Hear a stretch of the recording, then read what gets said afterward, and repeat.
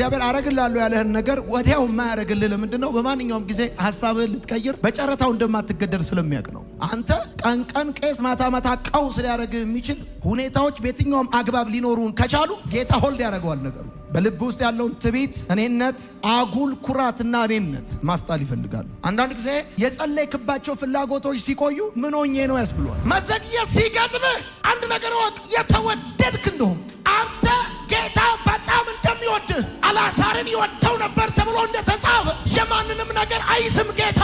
የተወደድክ እንደሆንክ የተከበርክ እንደሆንክ እጅግ የተከበርክ።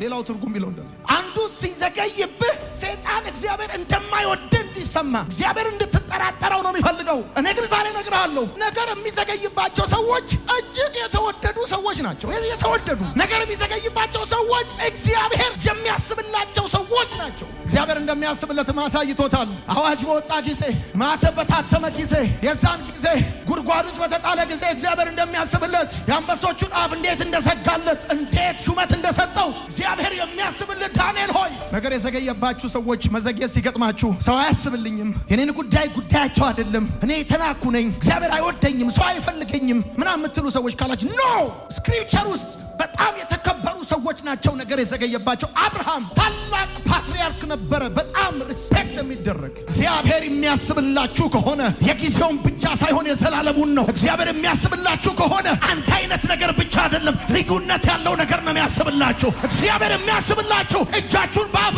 እስከሚያስጭን ድረስ የሚገርም ነገር ያስብላችሁ።